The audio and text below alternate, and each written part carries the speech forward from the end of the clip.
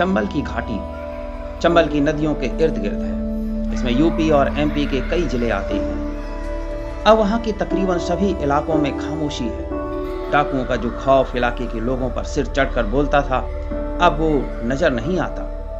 हालांकि इन इलाकों में डाकुओं की चर्चा अभी भी होती है। बुजुर्ग अपनी आंखों देखी सुनाते हैं और नई पीढ़ी उन्हीं की दास्तानों को आगे सुनाती है। तो चलिए हम चलते हैं चंबल के इन इलाकों में और सुनते हैं चंबल घाटी का इतिहास।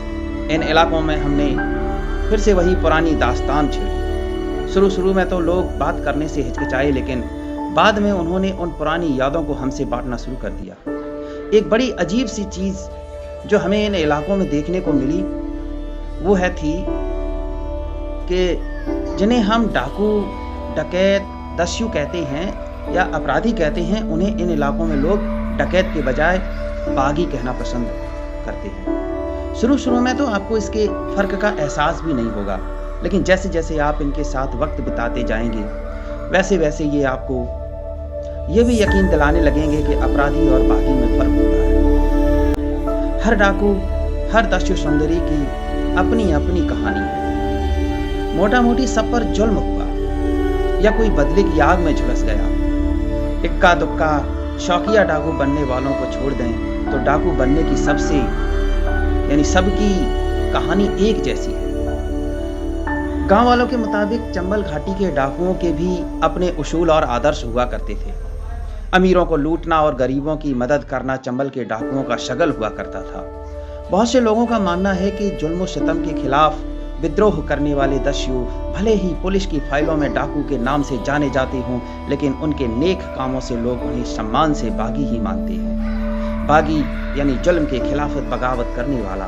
डाकू मान सिंह और मलखान सिंह जैसे दस्यु सरगनाओं की कहानियां और आदर्श की मिसाल यहाँ के लोग बड़ी ही दिलचस्पी से सुनाते हैं।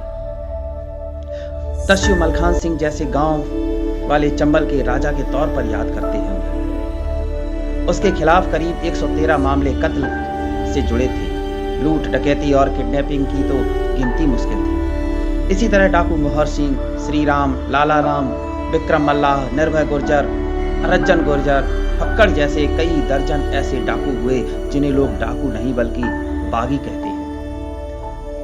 कुछ बुजुर्ग बताते हैं कि चंबल के पुरानी पीढ़ी के डाकू महिलाओं की बहुत इज्जत करते थे। पहले के डाकू डकैती के वक्त महिलाओं को हाथ नहीं लगाते थे। यहाँ तक कि महिलाओं का मंगलसूत्र डाकू कभी नहीं लूटते थे। अगर डकैती वाले घर में बहन बेटी आ रुकी है तो इज्जत पर हाथ डालने की बात तो दूर, डाकू उनके गहनों तक को हाथ नहीं लगाया करते थे। पहली और दूसरी पीढ़ी के डाकू इन उसूलों को करीब पूरी तरह से मानते थे। तब गिरोह में किसी महिला सदस्य एंट्री बैन थी, लेकिन तीसरी पीढ़ी के डाकुओं ने अपने आदर्श बदल लिए। तीसरी पीढ़ी के डाकुओं ने न सिर्फ महिलाओं पर बुरी नजर डालनी शुरू की, बल्कि उन्हें किडनैप कर बिहड़ में भी लाने लगे।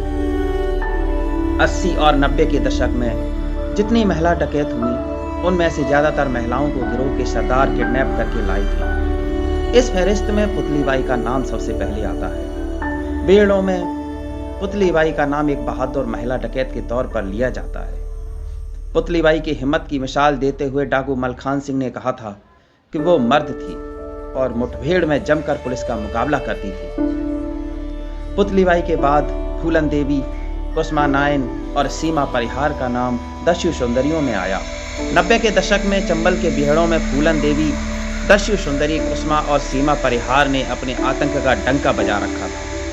दस्यु सरगना विक्रम मल्लाह के साथ फूलन देवी और बिहड़ के गुरु कहे जाने वाले दस्यु सरगना राम आसरी तिवारी उर्फ फक्कड़ के साथ कुसमा नायन। बताया जाता है कि विक्रम मल्लाह का साथ फूलन ने और फक्कड़ का साथ कुसमा ने आखिर तक नहीं छोड़ा। हालांकि सीमा परिहार को उठाकर बिहड़ लाए लाला राम से सीमा की शादी तो हुई, लेकिन दोनों जल्दी ही अलग हो गए। इसके अलावा रज्जन गुर्जर के साथ रही लवली पांडे की जोड़ी काफी चर्चित हुई। रज्जन ने भरे के ही एक मंदिर में डाकुओं की मौजूदगी में लवली से शादी रचा ली। इतिहास की किताब और पुलिस की फाइलों में इन दस्यु सरगनाओं और महिला डकैतों के अपराधों के किस्से तो दर्ज हैं, मगर आज चंबल में न तो दस्यु सुंदरियों की चूड़ियां खनकती हैं और न ही अब गोलियों की तड़तड़ाहट की आवाज़ सुनाई पड़ती है।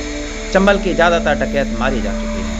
कुछ छोटे गिरोह जो बचे भी हैं, वो चुपचाप गिरोह को मजबूती देना चाहते हैं, लेकिन वो दे नहीं पा रहे हैं। तो चलिए हम इस सीरीज़ में आपको एक-एक करके चंबल घाटी में डाकुओं की कहानियों के बारे में आपको सुनाएंगे। तो सबसे पहले हम यहाँ पर आपको अगले एपिसोड में सुनाएंगे डाकू मान सिंह की कहानी। तो लगातार जुड़े रहिए हमसे और वीडियो को लाइक और सब्सक्राइब एक बार जरूर कर दें।